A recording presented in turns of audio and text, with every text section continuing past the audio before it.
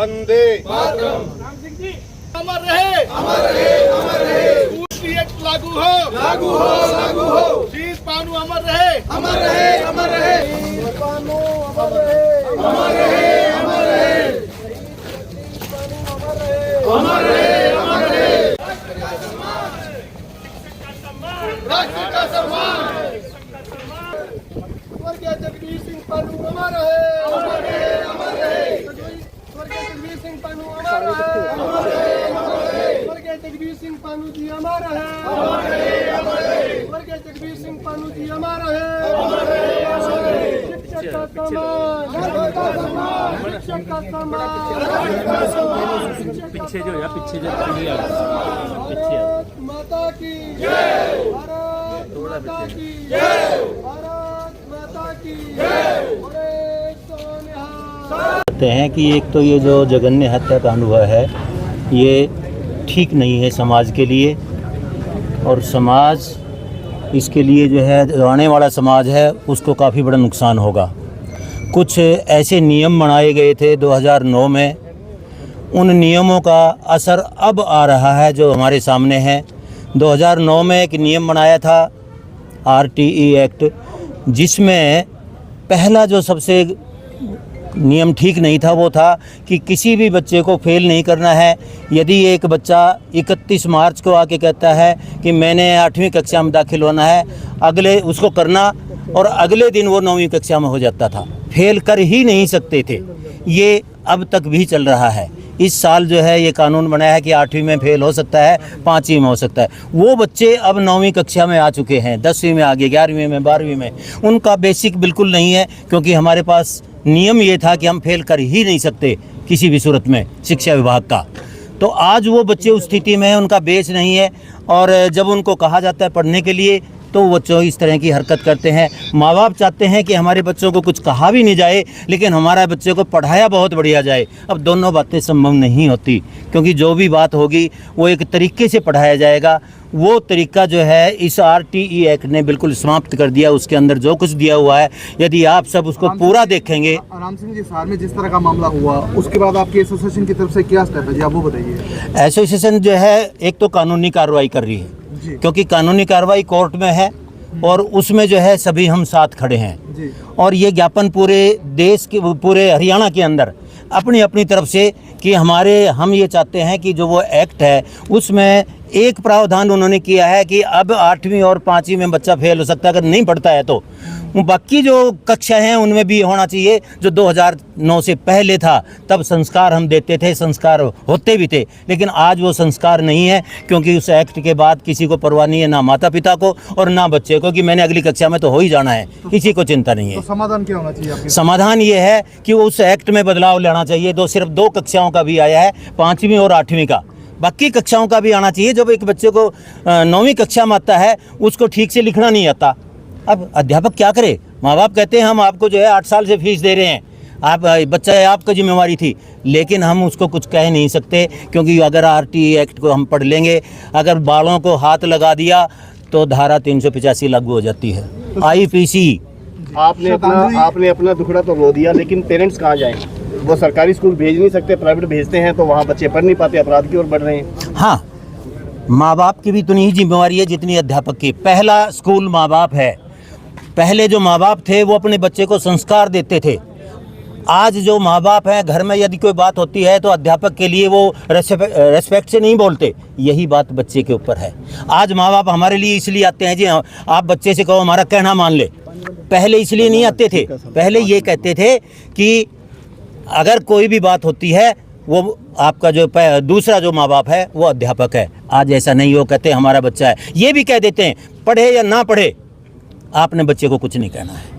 तो उसके बाद हल ये बात सरकारी और प्राइवेट दोनों स्कूलों में हो रही है। मैं एक बात शेयर करना चाहूँगा। हमारे समाज के अंदर पहले पॉलिसी थी हम दो हमारे दो, और हमारे दो के अंदर भी समस्या है कि अगर पहला लड़का होगा दूसरा बच्चा होता है नहीं, और समाज से वो रिश्ते भी विलुप्त होते जा रहे हैं। और समस्या क्या, जिसके घर में बच्चा एक है उसके लिए सब कुछ ही वही है, उसको इतने लाड प्यार से रखा जाता है और इतना स्टैंडर्ड का मोबाइल दिला दिया जाता है, और जो चीज़ें वो मोबाइल पे देखता है सीखता है अगर बच्चों ने हत्या की तो मोबाइल से यूट्यूब से देख के सीखा हमने कैसे ये मर्डर करना है। पहली बात ये चीज़ें हमने खुद दी हैं, ये हथियार हमने बच्चों को अपने हाथ में खुद दिए माँ बाप ने, और ये माँ बाप को भी जिम्मेवारी समझनी होगी कि हम अपने बच्चों को किस दिशा की ओर लेके जा रहे हैं। सबसे पहले तो शिक्षक माँ बाप ही हैं। हमारे पास जब बच्चा आता है तब उसकी बुद्धि का विकास हो चुका होता है। आजकल जो बच्चा 6 साल का आता है हम उसको 12 साल का मानते हैं। 6 साल नहीं 12 साल का हो गया, क्योंकि माँ बाप ने 3 साल का बच्चा होते हैं मोबाइल दे दिया।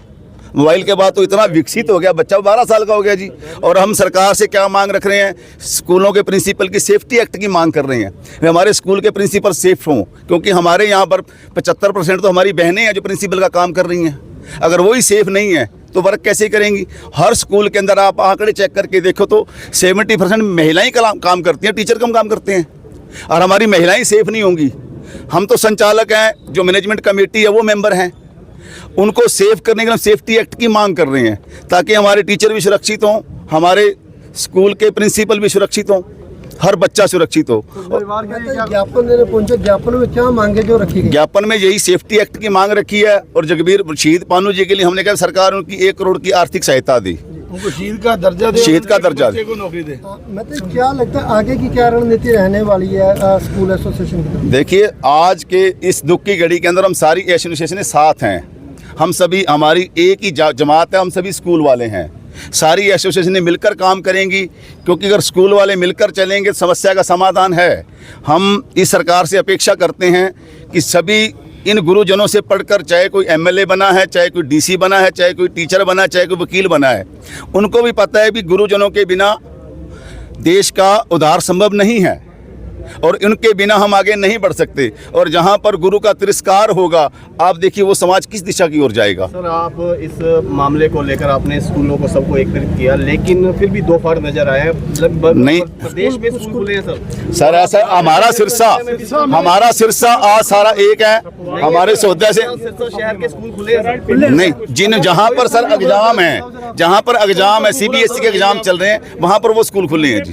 कोई स्कूल भी नहीं सर खुला जी। विवेकानंद स्कूल, इनका स्कूल भी खुला है। एग्जाम सेंटर होगा जी, बच्चे वहाँ पर एग्जाम देने के लिए आ रहे हैं। बच्चे गए हैं आपके स्कूल में? हाँ जी, इनका स्टाफ भी बुलाया गया है, इनका स्टाफ भी गया है। ऐसा है जी, स्टाफ हो सकता है वर्किंग के लिए कुछ बुला लिए हों, तो क्लरिकल स्टाफ तो बच्चे भी गए हैं। बच्चे तो फिर सर एग्जाम सेंटर बना हुआ है ना, एबी इंटरनेशनल बना हुआ है। उनके बच्चे गए हैं एग्जाम से भी आने। वहाँ पर थिएटर फेस्टिवल चल रहा है वहाँ पे, और हरियाणा सरकार द्वारा वो थिएटर फेस्टिवल दिया गया है 3 दिन का। आज वहाँ पे है सरसा का, कल आएंगे हिसार से, परसों फिर सरसा का होगा। और उस, क्योंकि ऑडिटोरियम है हमारे पास, उस थिएटर फेस्टिवल के अंदर वहाँ पे जो दर्शक होंगे वो स्कूल के बच्चे हैं।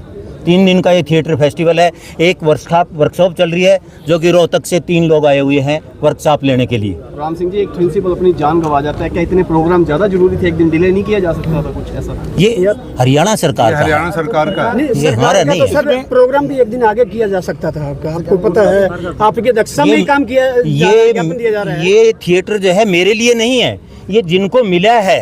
हरियाणा सरकार जो है, जो यहाँ का कलाकार है कर्ण लड्ढा, उसको हरियाणा सरकार ने इस बात पे दिया है, उसको इस बात के पैसे मिलने हैं। नहीं सर, आपकी अध्यक्षता में ज्ञापन दिया जा रहा है। हम सब एक हैं, हमें भी हो सकता जब हमें कोई इतराज नहीं है, हमें कोई इस बात में इतराज नहीं है। सुनिए सर, आपके मंच के माध्यम से एक ही संदेश है कि हम सब स्कूल एक हैं, चाहे वो सीबीएसई है, चाहे वो आईसीएसई है, चाहे वो स्टेट बोर्ड है, चाहे वो यूके बोर्ड है।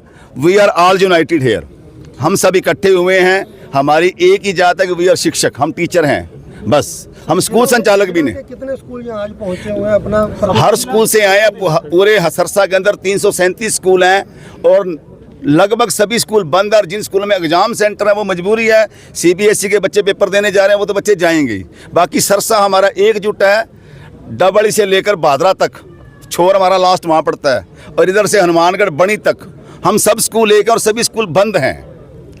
हमारा अगर प्रिंसिपल को न्याय नहीं मिलता, क्या दोबारा फिर एकत्रित होंगे आप लोग? बिल्कुल सर, होंगे। न्याय सेफ्टी एक्ट की मांग कर रहे हैं, और सरकार से हम अपेक्षा करते हैं सरकार हमारी मांग को पूरा करेगी, क्योंकि जब जब भी स्कूल वालों ने सरकार से कोई मांग रखी है, और हमारी हर जायज मांग को पूरा किया गया है। प्रेस के माध्यम से हम हरियाणा सरकार से और भारत सरकार से ये डिमांड करते हैं कि अध्यापक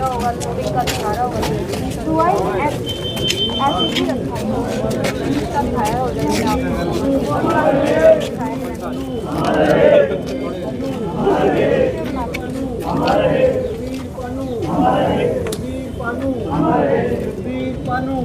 आइए सर बस मैंने क्या देने दे दिया ज्ञापन सर आपने ज्ञापन लिया, हाँ हाँ ये ले बता ली दीजिए ज्ञापन हाँ ज्ञापन ले लिया मैंने इसको आगे भेज दूंगा कार्रवाई हो जाएगी नियमानुसार हाँ जी हाँ जी हाँ जी स्कूल के हमारे रहते आप बेरोजगार क्यों हैं? सरकारी नौकरी की सबसे अच्छी तैयारी, सबसे अच्छे अध्यापक, सबसे कम फीस, हरियाणा का नंबर 1 कोचिंग सेंटर ICS